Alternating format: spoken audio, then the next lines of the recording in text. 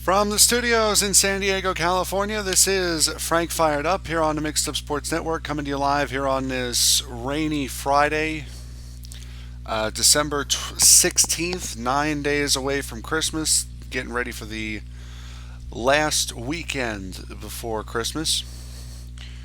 As we get set to go here on this Football Friday, it's going to be sort of a shortened, abbreviated Football Friday. But before we get to the football, we're going to continue our conversation from the opening of yesterday and how sickening it was that LeBron James, Kyrie Irving, and Kevin Love sat out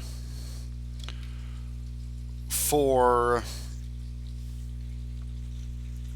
uh, for a game because they're tired. Now, LeBron being 32, Kyrie Irving being 24, my age, will be my age in about 2 weeks, and Love, who's about 28, 29, in that area. Now you got Carmelo Anthony apparently catching the bug, who yesterday it was reported that he was going to play, and then after shoot around, he took warm ups, and then he decided, you know what, my shoulder's stiff, so I'm not going to play tonight. And the rumor is he's not expected to play in Denver either, which once again goes to the fact that the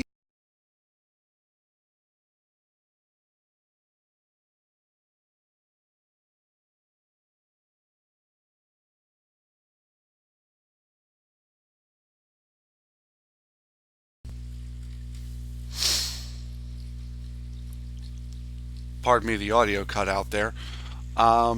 That these players truly are whining prima donnas. They are divas. They are essentially whining children. I mean, how can you, again, forget about the fan in the stands, please, for a moment. And forget about the fact that I'm a Knicks fan. Carmelo Anthony, in the eyes of a lot of Knicks fans, including myself, is done. The future of this team is Kristaps Porzingis. The Knicks will never win a championship with Carmelo Anthony. And to be perfectly honest, if the rumor is true that he plans to sit out the next game in Denver, I am highly contemplating on putting on YouTube a part of the network that a live burning of my Carmelo Anthony jersey. So I was honestly contemplating on doing that for today's show, but it's raining and I don't think flame indoors is going to go over too well. So, how, again, to my point from yesterday, these guys are 28, in Kyrie Irving's case, 24. LeBron is 31, 32. You have to sit out games because you're tired. Why is Kyrie Irving at the age of 24 sitting out games because I'm tired? If I'm sitting out games, it's because I'm fat, lazy, and out of shape. Okay? Kyrie Irving is in shape and is a physical specimen in the NBA, and he's sitting out games because he's tired 24 games into the season.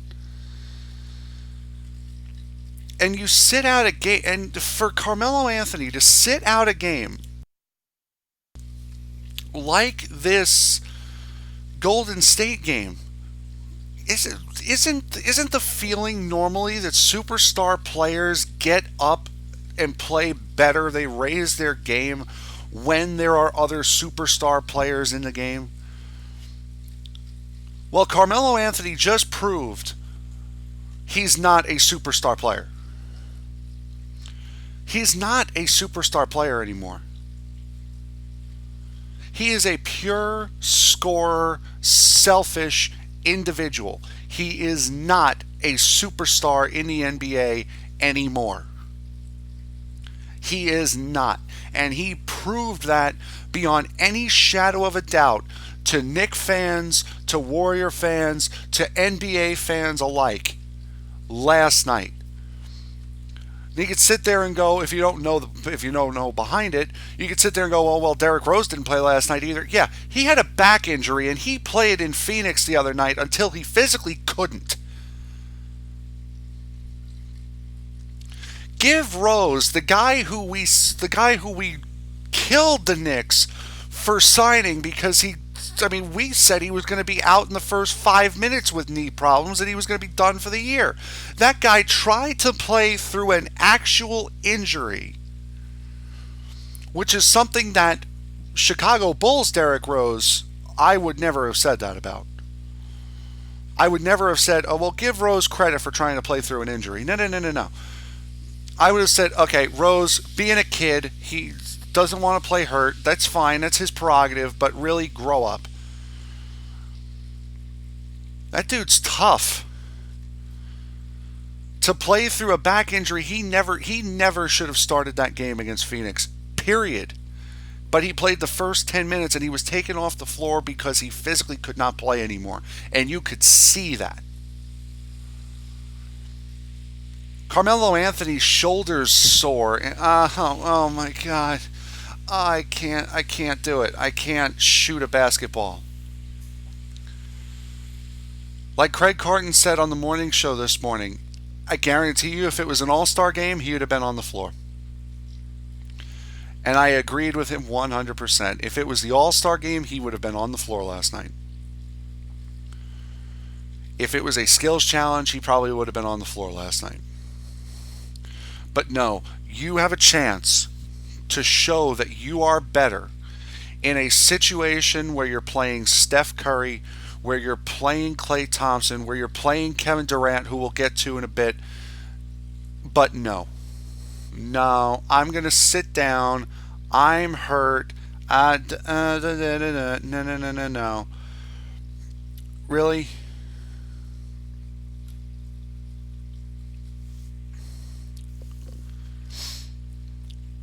You've got to be kidding me. Melo last night proved he's got no fight. He is not a superstar player anymore. He is not the big draw anymore. Period. Carmelo Anthony should be taken off of every single Knicks banner, and Kristaps Porzingis and Derrick Rose should be put in his place. He is not a superstar. He is not the leader of this team anymore. Carmelo Anthony is not going to be the free agent draw for the Knicks anymore. It is going to be Kristaps Porzingis. Period. It is Porzingis' team now. And without Carmelo Anthony, the Knicks started Brandon Jennings, Courtney Lee, Joakim Noah, Porzingis, and Lance Thomas last night.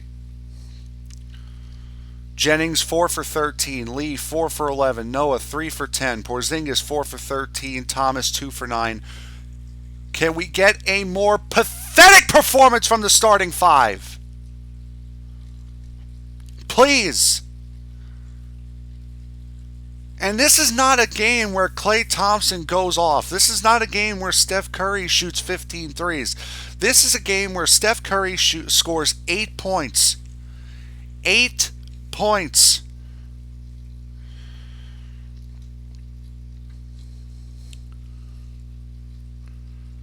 Curry goes for 8.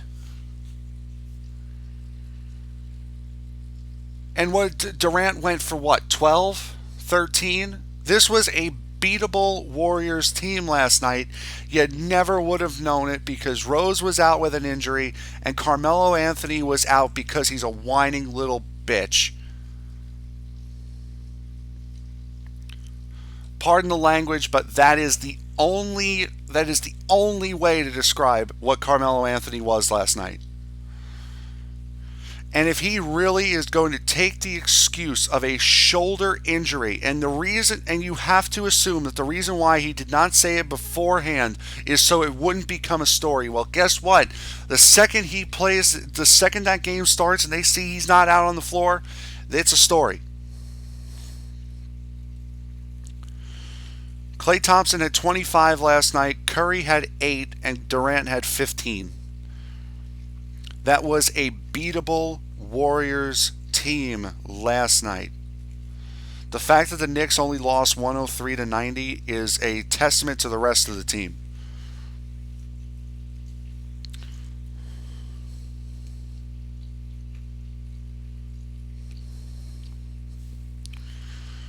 If Carmelo Anthony does not play tomorrow night in Denver, he is going to have something to answer for. He is not going to be able to pull. He's not going to be able to pull LeBron James and say, "Listen, I've been in the league for X amount of years. I don't have to explain." No, you are going to have to explain. And to show more of the prima donna diva personality of NBA stars in this league. When Kevin Durant, I don't know if you saw it last night, but Kevin Durant was asked, I believe it was post-game, why he did not give the Knicks an interview. I didn't want to. I didn't feel like it. Really? That's the answer you're going to give. I didn't feel like it. Let me try to get his exact quote.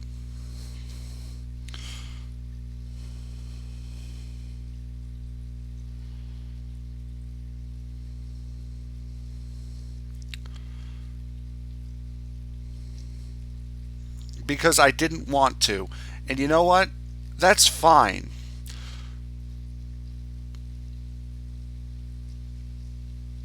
He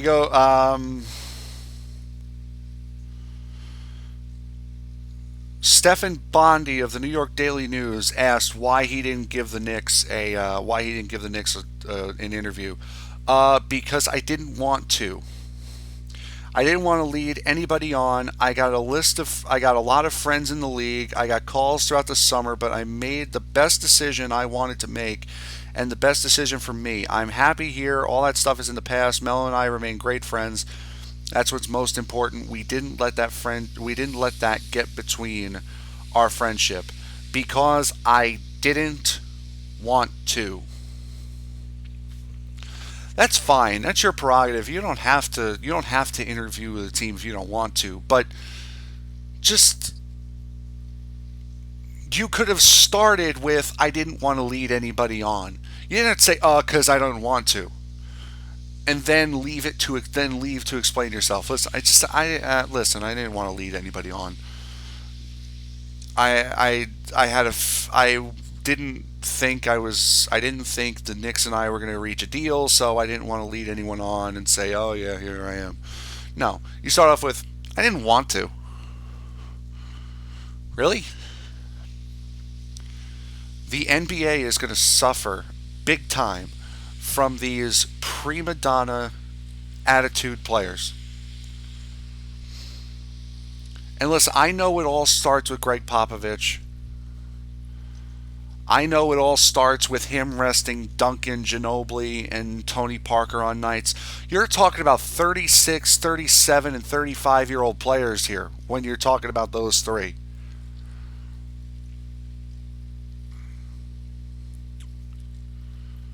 You're talking about guys at the back end of their career, at the back end of their physical being. You're talking about guys now in their late 20s, early 30s, and in Kyrie Irving's case, mid-20s. Sitting out games because they're resting. You kidding me? And in the Cavaliers case, you three goofballs couldn't have made the trip from Cleveland to Memphis. You couldn't make a 45-minute flight to sit on the bench. You weren't even there.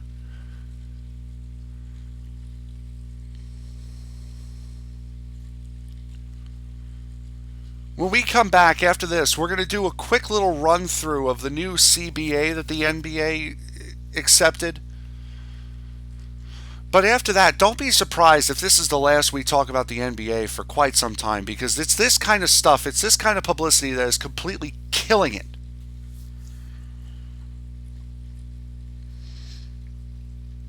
That and when you see ESPN doing a 7 hour pregame for a Bulls Heat because, oh, it's Dwayne Wade's first game back in Miami in the middle of December or the beginning of December. Like, real, who cares about Dwayne Wade going back to Miami except for people in Miami? Who cares? You don't need to be broadcasting from the arena in Miami for 7 hours prior to the game.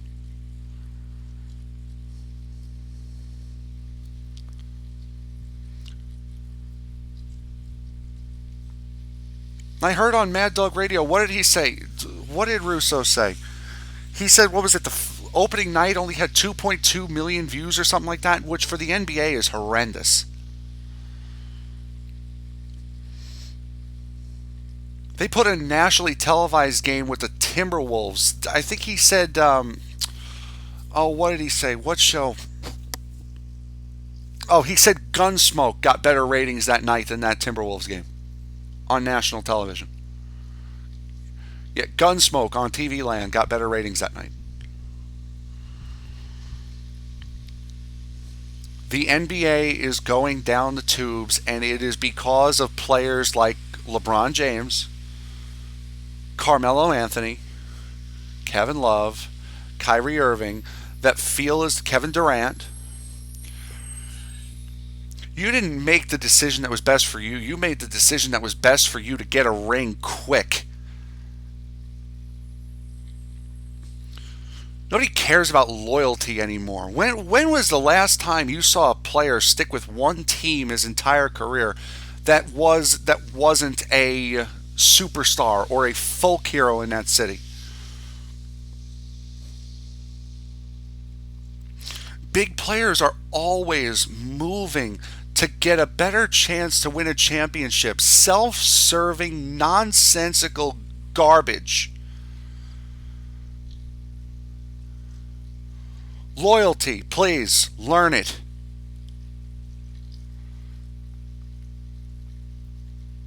As for Carmelo Anthony, if he sits out tomorrow night for Denver, Monday's program I will do a live video burning of my Carmelo Anthony jersey.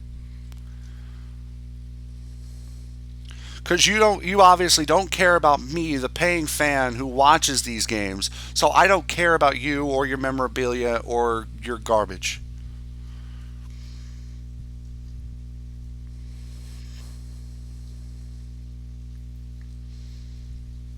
I was in comics and stuff the other day. I almost bought a Kristaps Porzingis figurine. You know what? I might spend the $20 on that Porzingis figurine now. I'll find out where to put it. I've got so much memorabilia in this studio. I don't know where to put any of it anymore. And I'm getting more. I'm getting more. I don't know what to do with what I have, let alone what I'm gonna get.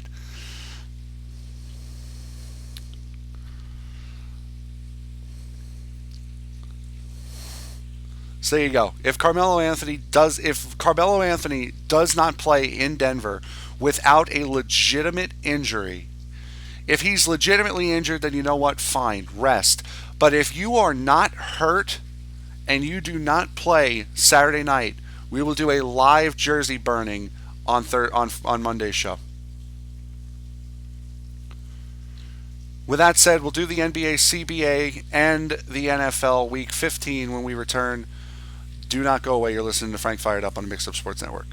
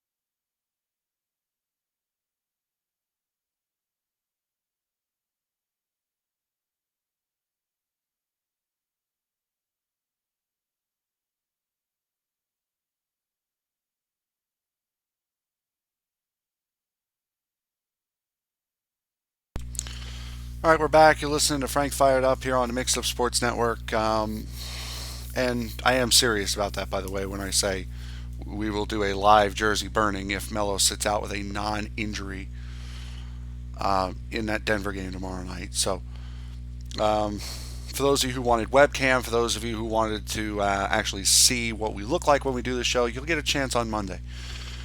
The new NBA CBA, they've reached the NBA and the NBA PA have reached a tentative agreement on a 7-year CBA. The new deal will keep in place the existing band of the players' share related income between 49 it's just income related. Significant increase across the board in player contracts, including max salaries, minimum salaries for veterans with 10 or more years of service, players with 5 years or more in service, and rookie players on their rookie scale contracts. Biannual exceptions will also increase, so players will be making more money. Go figure. The creation of two-way contracts that will pay players to shuttle between their parent teams and the D League, so same thing as the NHL. So essentially the same thing with the AHL as the NHL and the AHL. There will be additional roster spots on NBA teams as well to accommodate two-way players. Players on those contracts will receive more money if they go to the D League, which with the hopes of keeping them from taking deals overseas. So essentially what happens is so from what I'm getting from that, they have their contract. It's a two-way contract. They will get a certain amount if they're paid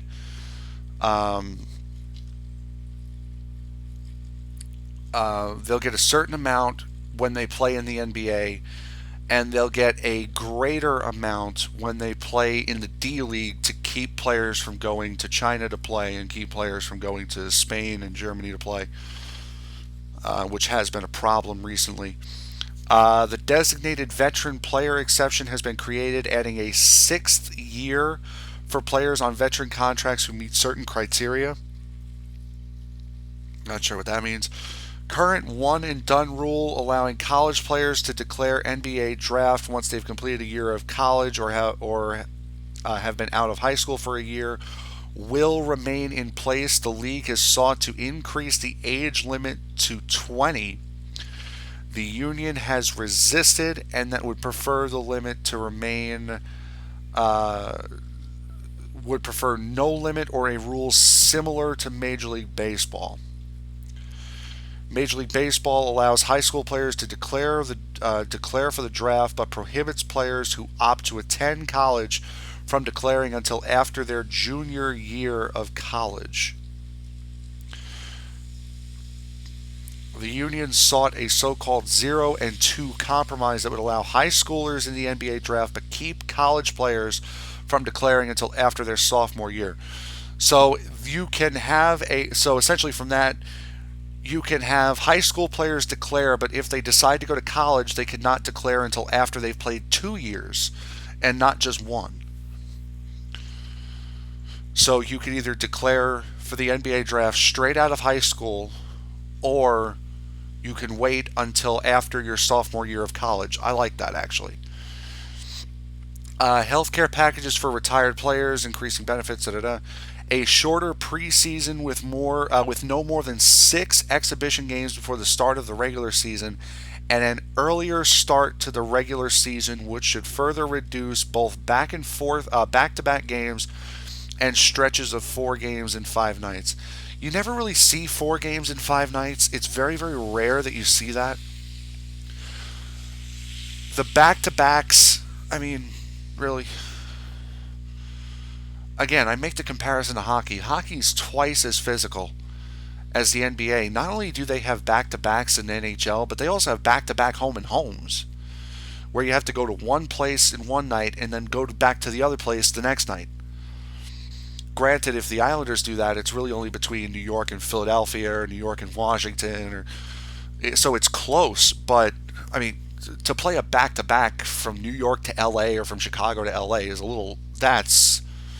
That's a little unreasonable. The 4 games in 5 nights you rarely ever see. But they're talking about possibly starting the NBA season now right around when hockey starts, right at the beginning to the middle of October, and it running a little bit longer, which is good because the NBA doesn't run until the middle of August anyway. So, yeah. So I hope you guys enjoyed that because that is the last of the NBA we'll talk about for quite some time. Well, we'll talk NBA Monday if Carmelo Anthony sits out tomorrow night. But beyond that, I hope you enjoyed that because that's probably the last of the NBA you're going to hear for a while because I can't stand it. Um, NFL this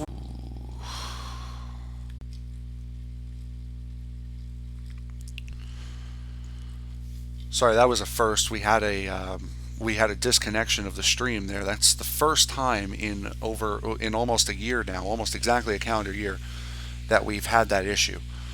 Um, and like I was saying, this is a week where you have a lot of teams that could clinch. The Giants have a chance to clinch this week. The Cowboys have a chance to clinch the number one seed. The Seattle Seahawks already clinched the West this week. The Pats could clinch a playoff spot this week.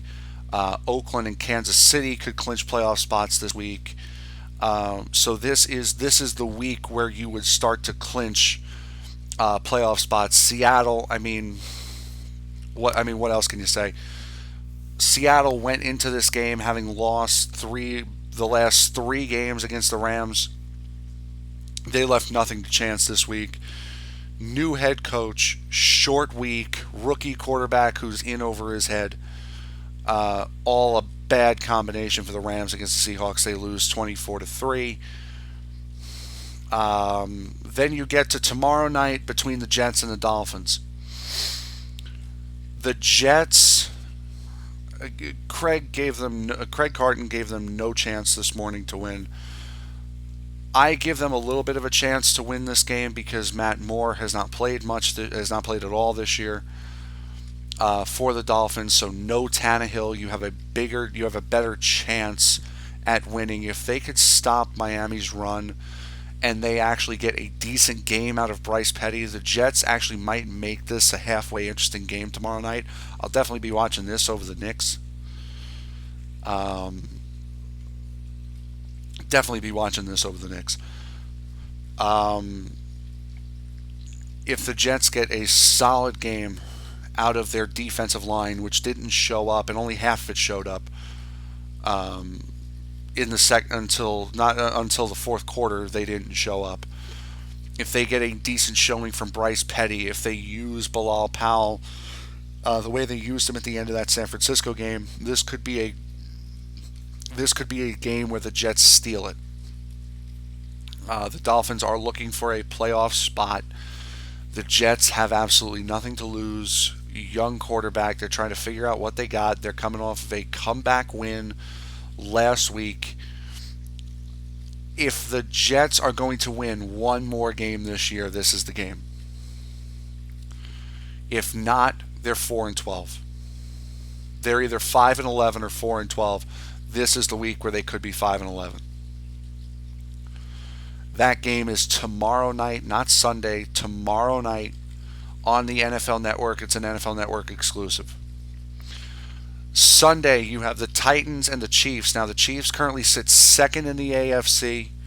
They have a chance to clinch a playoff spot this week with a win against Tennessee.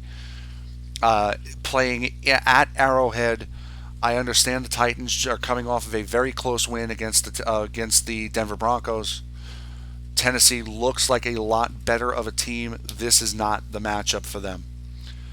They're tied for first place with the Houston Texans. This is not the matchup for them. The Pittsburgh Steelers and the Cincinnati Bengals. Bengals have nothing to lose. The last thing they're playing for is to keep the Steelers out of the playoffs. They have a chance to do that tomorrow. They have a chance to do that on Sunday. Giants and the Lions. This game, if the Giants win and Dallas wins, The Giants have clinched a playoff spot. If the Giants win and the Buccaneers win, they do not clinch a playoff spot, but they have a chance to go for not only first place in the NFC East, but a number one seed overall in the NFC. So really, it's a decision on who do you want to root for on Sunday night if the Giants win. Do you want to root for Dallas and just make sure that the Giants are locked into a playoff spot? Or do you want to root for Tampa Bay so you have not only a chance at the division, but at the number one seed in the NFC? This is going to be a close game, made closer by the fact that Stafford has that injury to his middle finger. They have been very good. Detroit has with the ball late in games. They have had close wins all season long. This is a battle-tested Detroit team. If the Giants pull a defensive playbook the way they called against Dallas, they should have no problem winning this game. 2 9-4 teams going for it. The Vikings play the Colts. The Vikings are playing to keep their playoff hopes alive. The Colts are one game behind the Titans and the Texans.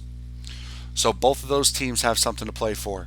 Texans play the Jaguars at home.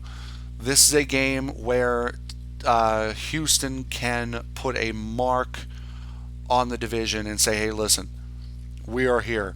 With the Colts most likely going to lose to Minnesota, and with the Chiefs most likely to lose to with the Chiefs most likely to beat the Titans, this could be the game that wins the Texans the division.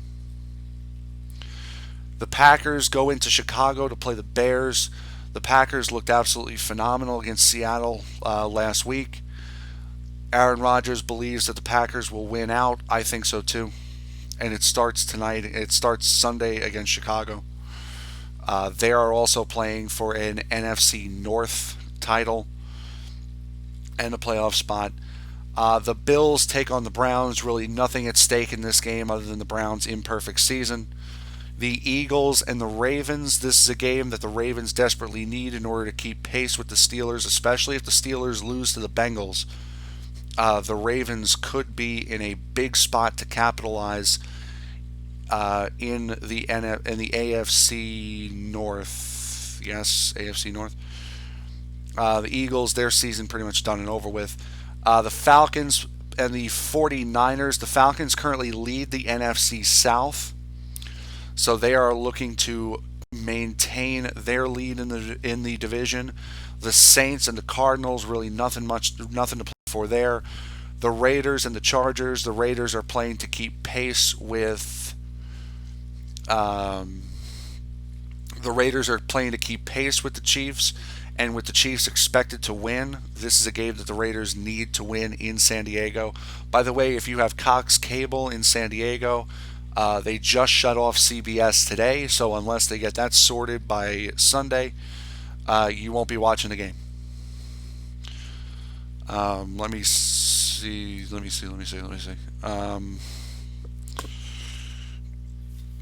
We all know the cable company wants more money out of the network. So, but it's interesting how Cox words this, because they completely throw CBS under the bus here. The station is demanding a significant fee increase for this channel and has been pulled from Cox viewers. So if you have Cox Cable in San Diego, you won't be watching the Raider-Charger game this weekend. One heck of a time to pull CBS. The Broncos and the Patriots in Denver. Again, the Patriots are playing for a first number one seed in the AFC. So that is what's on the line for them this weekend. The Cowboys and the Buccaneers. Again, the Buccaneers have a wild card spot to look after. The Cowboys have a quarterback situation and a number one seed to look after. Again, if the Cowboys win and the Giants win, the Giants clinch a playoff spot, and they will more likely than not hold the wild card. If the Buccaneers win and the Giants win, then the Giants do not clinch a playoff spot, but do have a chance to win the division. That is Sunday night. And on Monday night, you have the Panthers taking on the Redskins, which again is one of the very few meaningless games this weekend. So a lot of meaningful games, a lot of impactful games being played this weekend in the NFL. But right now, we will do the underdog picks before we end the program today. Got to get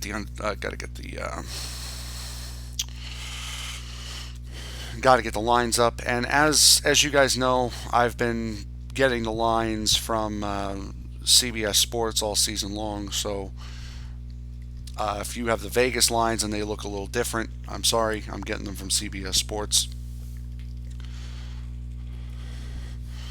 Looking through.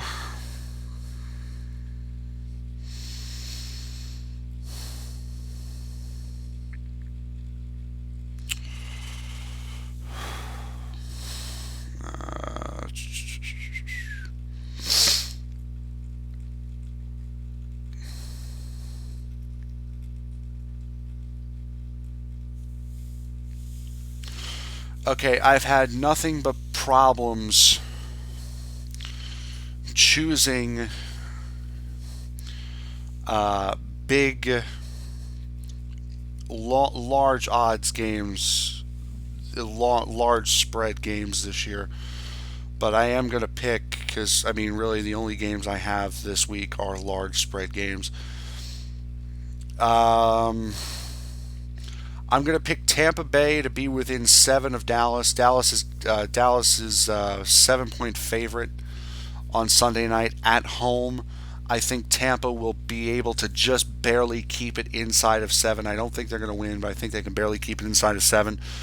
Much in the same way with Carolina on Monday night, I do not think that the Panthers, after coming off of that big win last week, are going to fall 6.5 behind Washington. I think that's going to be a close game as well. I don't think they're going to win, but I think they're going to keep it closer than that. And I'm going to take Cleveland. Cleveland is a 10-point underdog against Buffalo. We've seen Buffalo allow points this year, and Cleveland has been in a lot more close games than San Francisco has been in. San Francisco is a 14-point dog to Atlanta.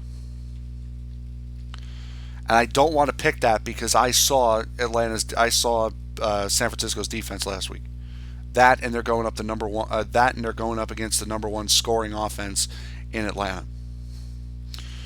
So I will take Tampa Bay to cover the 7-point spread against Dallas. I will take Carolina to cover the 6.5 spread against Washington, and I'll take Cleveland to cover the 10-point spread against the Buffalo Bills. So that is it for me today. I hope you guys enjoyed. I will see you guys on Monday, the 19th. Once again, I did say we were going to go all week next week. Turns out personal scheduling problems have changed that. Monday, Tuesday, Wednesday next week, and then we are off until January 2nd. And that is not a Monday, oh, I'll see you guys tomorrow, and then January 2nd rolls around. No, I will be on Monday, Tuesday, and Wednesday next week. Thursday, Friday off. Christmas to New Year's week off, and then I will be back on January 2nd. Hopefully, our anniversary program is... Pardon me. Our anniversary program is January 4th. I am hoping that Nick and Krusha can both be on, if not for a segment, for the anniversary show. So that's the Wednesday we return from the New Year's break. So thank you very much for listening. By the way, this one just coming across the wire literally moments ago. Dallas Stars forward Cody Eakin suspended 4 games for charging Rangers goaltender Henrik Lundqvist in the Rangers 2-0 victory last night. Cody Eakin was given a game misconduct for hitting Henrik Lundqvist behind the net. Lundqvist ended up exiting the game for a little while, going into concussion protocol, coming back out, and still maintaining the 27 save shutout that he had going. So Cody Eakin suspended 4 games for his incident with Henrik Lundqvist last night in the Rangers 2-0 victory. So thank you very, very much for listening, and I will see you guys on Monday. Enjoy the week, and if you want to see a jersey burning, root for Carmelo Anthony to sit tomorrow night against Denver. Thank you very much, and I will see you guys next week.